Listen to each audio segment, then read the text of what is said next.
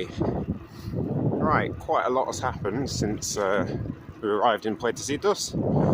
First night, I ended up meeting a couple of local Mexicanos, and they told me that there was a big off-road race going on back in San Felipe. They offered to give me a lift, but they didn't really have room in the car.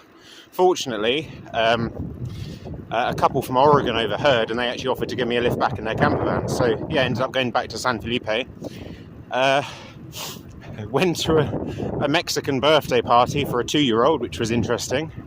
I was the only one who spoke English, and it was a major test of my sort of Spanish skills. It was a very, quite an intense 4 hours, really. But yeah, I survived. So got back to Puertocitos with, I managed to hitchhike with Simon. I saw a guy with a bike rack on the back of his truck and figured he was probably a likely bloke to sort of give me a lift back to Puertocitos. I suppose I could have ridden it, but it would involve riding exactly the same stretch of desert again. Didn't really fancy that. And then last night, I've managed to find another Pan-American cyclist. So this is Jean-Laurent. He is from Gap in France. It's kind of near Marseille.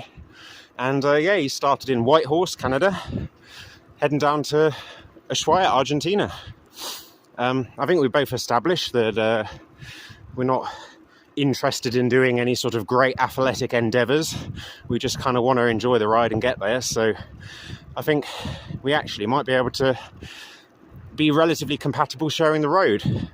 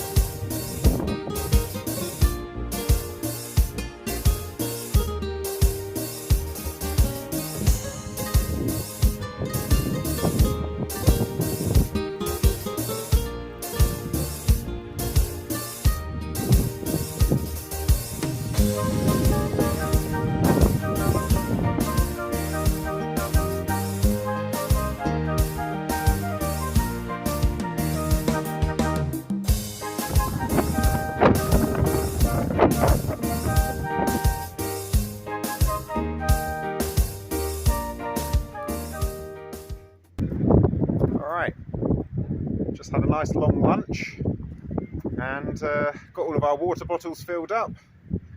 I think we're probably going to be camping out in the desert tonight somewhere, and then hopefully Guerrero Negro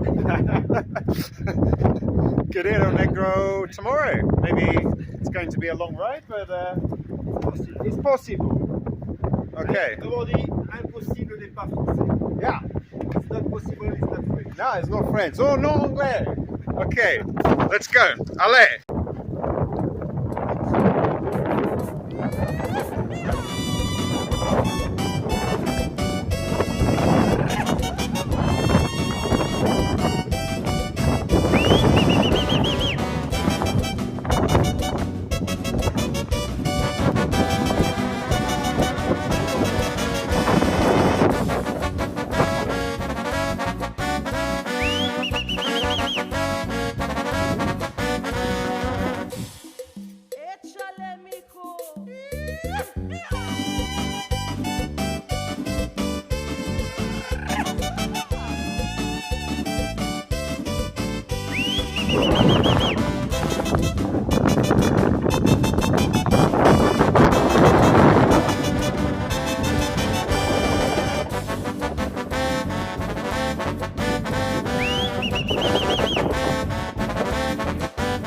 Right, so quite a common one I get on a bike trip is when I ask people about what the road ahead is like.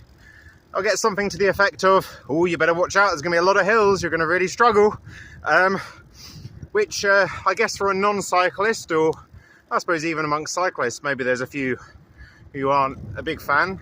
But for me, like, I don't mind having hills, because hills give you something to work towards, and you can kind of play around with the gears and enjoy the descents and things like that. No, the hills aren't the problem. It's this crap that really does my head in. I've got about 30 miles to go, and I've just made the mistake of looking on Google Maps, and the road is absolutely ruler straight and flat. I mean, when you've got something that looks like this, and you've got, I don't know, 3 hours of it, I mean, yeah, I've been doing it for what, 45 minutes, and I'm already bored out of my flipping mind.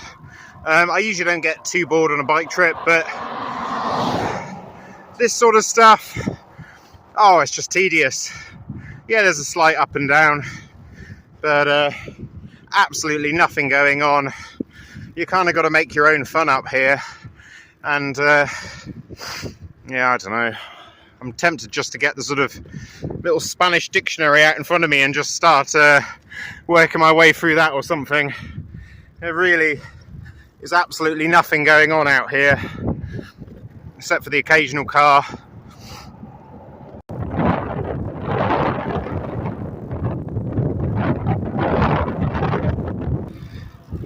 Right, unless I am mistaken, it would seem that we are approaching civilization at last. I've just done nothing but basically bite the handlebars. I've just kind of laid flat on the bars and just pounded it into this, I don't know, moderate headwind. The thing is with cyclists is we always say there's a headwind because we ride through the air, so inevitably the wind is always on our face, on average. But no, there is a little bit of a headwind, and yeah, here we are in a place. I don't think we're in Guerrero, Negro yet. I think it's probably over there, but there we go. We get to go under this auspicious arch. I know that means happy. I don't know what the rest of it means. Anyway, good. We've done a thing.